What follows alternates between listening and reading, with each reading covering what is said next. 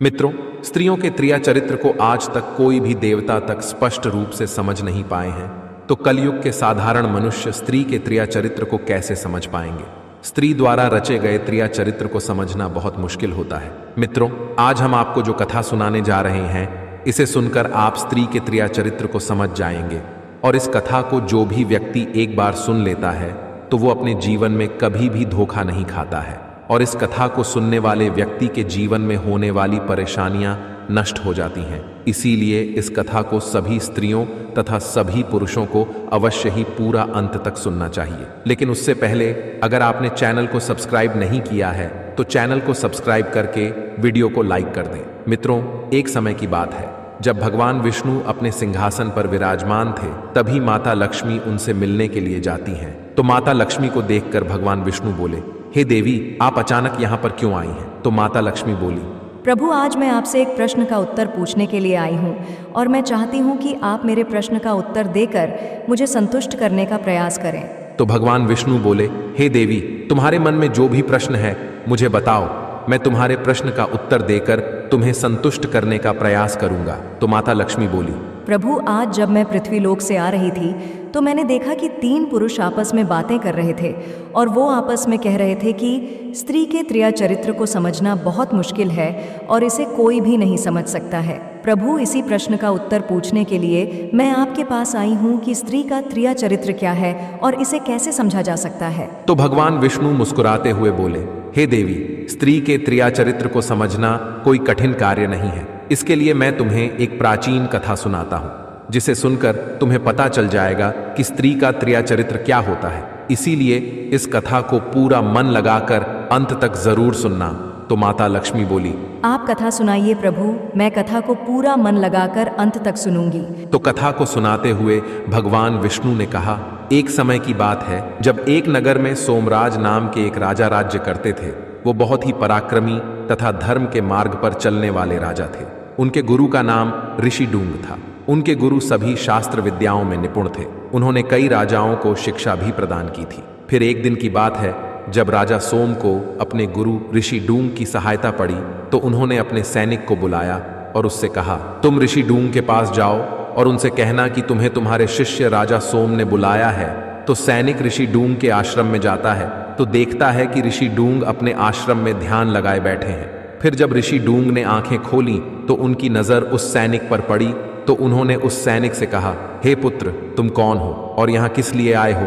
तो सैनिक ने कहा, हे मुनिवर, मैं राजा सोम का सैनिक हूँ और उन्होंने मुझे आपको बुलाने के लिए भेजा है। उन्हें आपसे कोई आवश्यक कार्य पड़ गया है। उस सैनिक की ये बात सुनकर ऋषि डूंग ने कहा, तुम चलो, मैं आता हूँ। तो सैनिक वहां से चला जाता है। फिर थोड़ी देर बाद ऋषि डूंग भी चल देते हैं। तभी चलते चलते रास्ते में ही शाम हो गई। तभी उन्हें एक किसान का घर दिखाई पड़ता है। तो ऋषि डूंग उस किसान के घर के अंदर जाते हैं और वो देखते हैं कि उस घर के अंदर एक किसान तथा उसकी पत्नी थी। तभी ऋषि डूंग उससे कहने लगे, हे पुत्र, मैं एक ऋषि मुनि हूँ और मैं अपने शिष्य राजा सोम के पास जा रहा हूँ, किंतु अभी थोड़ी ही देर में रात हो जाएगी और इस सुनसान जंगल में मैं कहाँ पर रहूँगा। इसीलिए यदि आप मुझे आज रात को अपने घर में रहने का आश्रय दे दें तो आपकी बहुत कृपा होगी। मैं सुबह होते ही आपके घर से चला जाऊंगा। ऋषि डूंग की ये बात सुनकर किसान ने अपने मन में सोचा, चलो कोई बात नहीं, एक रात की ही तो बात है। एक रात के बाद ये ऋषि मुनि चले ही जाएंगे, इसीलिए इन्हें मैं अपने घर में रहने के लिए आश्रय दे देता हूँ। वैसे भी इतनी रात को ये कहाँ जाएंगे और घर आए मेहमान को निराश नहीं करना चाहिए, क्योंकि अतिथि देव के समान होते हैं। इतना सोचकर उसने ऋषि डूंग से कहा, ठीक है गुरुजी, आप आज रात मेरे ही घर में रुक जाओ। फिर वो किसान अपनी पत्नी से कहता है, विमला, तुम मेरे और साधु महाराज के लिए भोजन लेकर आओ। फिर उसकी पत्नी दोनों को भोजन देती है और फिर जब सभी ने भोजन कर लिया तो वो किसान अपनी पत्नी से कहने लगा, तुम साधु महाराज की सोने की व्यवस्था कर दो, मैं अब खेतों में पानी लगाने के लिए जा रहा हूँ। तो उसकी पत्नी ने कहा, ठीक है, आप जाइए, मैं साधु जी के सोने की व्यवस्था करती हूँ। फिर उसका पति खेतों में पानी लगाने के लिए चला जाता है। फिर किसान की पत्नी अपने मन में सोचने लगती है, अब मैं साधु महाराज की सोने की व्यवस्था करने के बाद अपने प्रेमी से मिलने के लिए चली जाऊंगी और जब तक मेरे पति खेतों में पानी लगाकर वापस आएंगे उससे पहले ही मैं वापस आ जाऊंगी। फिर इतना सोचकर वो जल्दी से ऋषि डूंग के सोने की व्यवस्था कर देती है और फिर ऋषि डूंग से कहती है, महाराज, मैं थोड़ी देर के लिए अपनी सहेली के घर जा रही हूँ। उससे मिलकर मैं थोड़ी ही देर में लौट आऊंगी। तब तक आप यहाँ पर आराम से विश्राम करें। मैंने आपके लिए सारी व्यवस्था यहाँ पर कर दी है। इतना कहकर वो अपने प्रेमी से मिलने के लिए चली जाती है और रास्ते में ही उसे उसका पति दिखाई देता है, जो खेत में पानी लगाकर वापस आ रहा था। अपने पति को वापस आता देखकर वो तुरंत घर लौट आती है। तभी उसका पति भी पीछे पीछे घर आ जाता है। उसका पति शराब के नशे में धुत था। फिर उससे कहने लगा, तुम इतना सज धज कर कहाँ जा रही थी, जो मुझे देखकर वापस लौट आई? तो उसकी पत्नी बोली, आपने किसी और स्त्री को देखा होगा और आप शराब के नशे में हैं, इसीलिए आपने उस स्त्री को मुझे समझ लिया होगा, क्योंकि जब से आप खेत में पानी लगाने के लिए गए हैं तब से मैं तो घर पर ही हूँ। तब उसका पति गुस्से में उससे कहने लगा, तुम्हारे कारनामे मैं बहुत दिनों से सुनता आ रहा हूँ और आज मैंने तुझे अपनी आंखों से बाहर जाते हुए देखा है। अब मुझे पूरा विश्वास हो गया है कि तू मेरे घर पर न रहने पर किसी पराये मर्द से मिलने के लिए जाती है, और आज भी तू किसी से मिलने जा रही थी और मुझे देखकर डर के मारे वापस लौट आई है। इतना कहकर उसने अपनी पत्नी को डंडों से खूब पीटा और उसे घर में एक खंभे से बांध दिया, और नशे में होने के कारण उसे नींद आ रही थी, इसीलिए वो वहीं पर सो गया। वहीं दूसरी तरफ किसान की पत्नी की एक सहेली थी जिसका नाम उमा था, और उमा का पति राजा सोम के यहाँ सैनिक का काम करता था। उमा ने जब अपने पति को गहरी नींद में सोते हुए देखा तो मौका का फायदा उठाकर वो अपनी सहेली से मिलने गई, और उसने देखा कि मेरी सहेली तो खंभे से बंधी हुई है। फिर उमा किसान की पत्नी से कहने लगी, ये सब कैसे हो गया? तो किसान की पत्नी ने उमा को सारी बात बताई। तो उमा उससे कहने लगी, तुम्हारा पति तो नशे में धुत होकर सो रहा है। यदि तुम्हें अपने प्रेमी से मिलना है तो तुम अपने प्रेमी से जाकर मिल लो। मैं तुम्हारी रस्सी खोल देती हूँ और तुम्हारी जगह मैं स्वयं को बांध लेती हूँ, ताकि यदि तुम्हारे पति की नींद खुलेगी भी तो उसे लगेगा कि मेरी पत्नी बंधी हुई है। तो किसान की पत्नी ने कहा, ठीक है।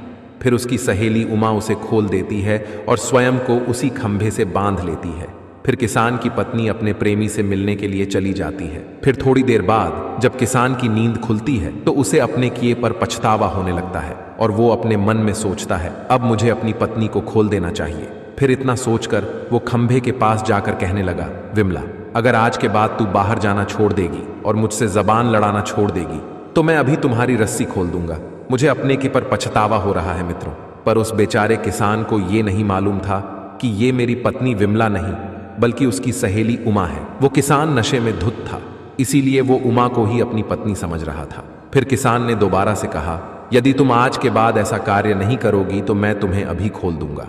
किंतु आवाज को पहचान जाने के डर से उमा ने उसकी एक भी बात का कोई जवाब नहीं दिया और चुपचाप खड़ी रही। फिर किसान को गुस्सा आ जाता है और वो घर से चाकू लेकर आता है और उसकी नाक काट देता है, लेकिन फिर भी उमा कुछ नहीं बोली और चुपचाप खड़ी रही। फिर वो किसान वहीं पर फिर से सो जाता है। उधर वो साधु महाराज भी नहीं सोए थे और सभी की बातें सुन रहे थे। फिर काफी देर बाद जब किसान की पत्नी विमला घर लौटकर वापस आई तो उसने देखा कि उसकी सहेली उमा की नाक कटी हुई है। तो उसने उमा से कहा, क्या हुआ, तुम्हारी नाक कैसे कट गई? तो उमा कहने लगी, तुम्हारे पति ने तुम्हें समझकर मेरी नाक काट दी। ये बहुत दुष्ट है, इसे छोड़कर तुम कहीं भाग जाओ। उमा की ये बात सुनकर विमला ने अपनी सहेली उमा को खोल दिया। फिर उमा अपने घर गई। फिर जब सुबह वो किसान नींद से उठा तो अपनी पत्नी से कहने लगा, हे दुष्ट स्त्री, अब तू कुछ बोलती है या नहीं, या फिर अब की बार तेरे दोनों कान भी काट दूं। किसान की पत्नी विमला जोर से चीखती चिल्लाती हुई बोली, अरे ओ मूर्ख आदमी, मुझे धिक्कार है तुझ पर, जो मुझ जैसी पतिव्रता स्त्री की नाक काटने वाला और मुझे बदनाम करने वाला इस दुनिया में भला कौन हो सकता है। इस प्रकार से ढोंग रचती हुई किसान की पत्नी कहने लगी, हे देवी देवताओं, यदि आप देख रहे हो और यदि तुम्हारी नज़रों में मैं पवित्र हूँ और मैंने अपने पति के अलावा कभी किसी पराये मर्द को आंख उठाकर भी नहीं देखा है, और अगर मैं एक चरित्रवान पतिव्रता हूँ तो भगवान मेरी नाक को पहले की तरह ही कर दो, और यदि मेरे मन में पराये पुरुष का झूठा चिंतन भी हो तो आप मुझे जलाकर भस्म कर दो। इतना कहकर वो अपने पति से बोली, हे मूर्ख नीच आदमी, तुझे मेरा पति होने पर धिक्कार है। देख लो, मेरी सच्चाई की शक्ति से मेरी नाक फिर से ठीक हो गई है। जो कल रात को तुमने मेरी नाक काट दी थी वो अब पुनः से जुड़ गई है। अपनी पत्नी की ये बात सुनकर किसान उसकी नाक देखने लगा तो उसने देखा कि उसकी नाक फिर से जुड़ गई थी। ये देखकर वो किसान बहुत आश्चर्यचकित हो गया। फिर उसने अपनी पत्नी को खोल दिया और उससे क्षमा मांगने लगा। किसान इसे चमत्कार समझकर अपनी पत्नी विमला को देवी समझने लगा, परंतु इस बात का रहस्य ऋषि डूंग को भली भांति पता था, क्योंकि वो पूरी रात जाग कर सभी का तमाशा देख रहे थे। फिर ऋषि डूंग अपने मन में कहने लगे, धन्य है स्त्री, तेरे चरित्र की लीला कोई नहीं समझ सकता। फिर उधर विमला की सहेली उमा, जिसकी नाक उस किसान ने धोखे से अपनी पत्नी समझकर काट दी थी, वो अपनी कटी हुई नाक को लेकर बहुत अधिक चिंता में थी। अपने मन में सोच रही थी, अब मैं अपने पति को क्या जवाब दूंगी कि मेरी नाक कैसे कट गई। फिर वो इतना सोच ही रही थी, तभी उसका पति उद्धव, जो कि वह एक सैनिक था, वो राजा के महल में जाने के लिए तैयार होकर वहां आता है और उमा से तलवार और कटार मांगने लगा। तभी उमा ने चिल्लाते हुए कहा, मैं बस इस घर की नौकरानी बन गई हूँ। जब भी घर पर आते हो मुझसे काम ही करवाते रहते हो, कभी खुद कोई काम नहीं करते हो। इतना कहकर उमा अपने पति की तरफ तलवार और कटार फेंक देती है। अपने प्रति उमा का ऐसा बर्ताव देखकर उमा के पति को उस पर गुस्सा आ जाता है और उसने गुस्से में आकर वही तलवार उमा की तरफ फेंक दी। तभी वो तलवार उमा के पैर में जा लगी और उमा को अपनी नाक कटने का बहाना बनाने का मौका मिल गया और उसने पैर पकड़ने के बजाय अपनी नाक पकड़कर रोने लगी और अपने पति से कहने लगी, हे दुष्ट आदमी, तूने मेरी नाक काट दी। मैंने ऐसा कौन सा अपराध कर दिया था जो तूने तलवार से मेरी नाक काट दी। तो उसका पति अपने मन में सोचने लगा, मेरी तलवार तो इसके पैर पर जाकर लगी थी, फिर इसकी नाक कैसे कट गई। इतना सोचकर वो कहने लगा, परंतु मेरी तलवार तो तुम्हारे पैर पर लगी थी, तो तुम्हारी नाक कैसे कट गई। तो उसकी पत्नी बोली, दुष्ट आदमी, तेरी तलवार पहले मेरी नाक पर ही लगी थी, बाद में मेरे पैर पर लगी। तो उसका पति कहने लगा, किंतु मैंने जानबूझकर ऐसा नहीं किया है। तो उसकी पत्नी बोली, अब मैं इसका बदला तुझसे लेकर ही रहूंगी। अब मैं राजा के दरबार में जाऊंगी और तुझे सजा दिलाऊंगी। इतना कहकर उसकी पत्नी राजा के दरबार में पहुंच जाती है और अपनी पत्नी के पीछे पीछे वो सैनिक भी राजा के दरबार में पहुंच जाता है। फिर राजा ने उस सैनिक की पत्नी को अपने दरबार में देखकर उससे पूछा, क्या बात है, आज आप अचानक मेरे दरबार में क्यों आई हैं। तो उमा राजा से कहने लगी, महाराज, आपके सैनिक यानी मेरे पति ने मेरे बिना कोई कसूर के मेरी नाक काट दी और मुझे जान से मारने की कोशिश भी की। इसीलिए मैं चाहती हूँ कि आप इन्हें कड़ी से कड़ी सजा दें या फिर इन्हें फांसी पर चढ़ा दें। उस स्त्री की ये बात सुनकर राजा सोम ने सैनिक से पूछा, क्या ये जो तुम्हारी पत्नी कह रही है सत्य है? क्या तुमने इसकी नाक काटी है? तो वो सैनिक कहने लगा, महाराज, ये बात तो सत्य है कि मैंने इसकी नाक काटी है, किंतु ये बात बिल्कुल झूठी है कि मैंने इसे जान से मारने की कोशिश की। तो राजा ने सैनिक से कहा, इस स्त्री ने ऐसा कौन सा अपराध कर दिया था जिसके कारण तुमने इसकी नाक काट दी? क्या ये किसी पराये पुरुष के साथ संबंध रखती थी या फिर इसने तुम्हारा कोई नुकसान कर दिया था? राजा की ये बात सुनकर सैनिक कुछ नहीं बोला और चुपचाप खड़ा रहा। फिर सैनिक को चुपचाप खड़ा देखकर राजा अपने मन में सोचने लगे, पाप करने वाला मनुष्य अपने कर्म से डर जाता है, उसके चेहरे का रंग और आवाज बदल जाती है और वो नजरें मिलाकर बात नहीं करता है। उसी प्रकार इस सैनिक के भी चेहरे का रंग फीका पड़ गया है और मस्तक पर पसीना आ रहा है और ये कुछ बोल भी नहीं रहा है, चुपचाप खड़ा है। इसका मतलब इसने निश्चित ही अपराध किया है और अपनी पत्नी के बिना कोई अपराध किए हो इसने उसकी नाक काटी है। इसकी पत्नी सत्य ही कह रही है, इसीलिए इस सैनिक को अवश्य ही सजा मिलनी चाहिए। इतना सोचकर राजा सोम ने सैनिक को दोषी पाकर उसे फांसी पर चढ़ाने का आदेश दिया। उसी समय ऋषि डूंग अपने शिष्य राजा सोम के दरबार में आ जाते हैं। तो राजा सोम ने अपने गुरु ऋषि डूंग से कहा, आइए महाराज, आपका ही इंतजार था। फिर राजा सोम ने अपने सैनिक से कहा, जाओ गुरुजी को महल में लेकर जाओ और इन्हें पानी पिलाओ, मैं इस सैनिक का फैसला करके अभी आता हूं। तो ऋषि डूंग मुस्कुराते हुए बोले, नहीं, मैं अंदर नहीं जाऊंगा, इस फैसले में मेरी भी कुछ राय है, यदि तुम्हारा आदेश हो तो मैं इस घटना में कुछ राय दूं। तो राजा सोम ने कहा, अवश्य गुरुजी, आप अपनी राय निश्चिंत होकर दीजिए। तो ऋषि डूंग ने राजा सोम से कहा, हे शिष्य, ये एक त्रिया चरित्र की घटना है जिसके बारे में मैंने तुम्हें बताया था। किसी भी स्त्री के मामले में जल्दबाजी में निर्णय नहीं लेना चाहिए।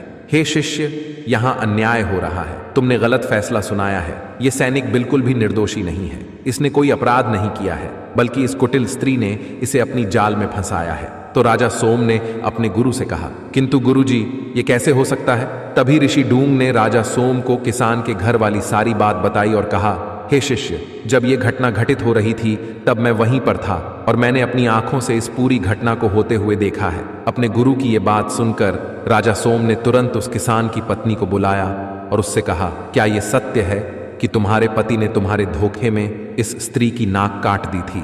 तो किसान की पत्नी ने कहा, जी महाराज, ये बात सत्य है। उस रात मेरे पति ने मेरी सहेली उमा की ही नाक काटी थी। फिर राजा ने किसान और सैनिक दोनों की पत्नियों को फांसी की सजा देने का आदेश दिया। तभी उस किसान की पत्नी राजा से कहने लगी, महाराज, किंतु मैंने कौन सा अपराध कर दिया जिसके कारण मुझे फांसी की सजा दी जा रही है? तो राजा ने कहा, मुझे सब कुछ पता है। तुम अपने पति को छोड़कर पराये पुरुष से संबंध रखती हो, और जब तुम्हारा पति घर पर नहीं होता है तब तुम अपने प्रेमी से मिलने जाती हो, और उस रात भी तुम अपने पति से मिलने ही जा रही थी। तो किसान की पत्नी बोली, महाराज, किंतु आप ये कैसे कह सकते हैं कि मैं उस रात अपने प्रेमी से मिलने जा रही थी?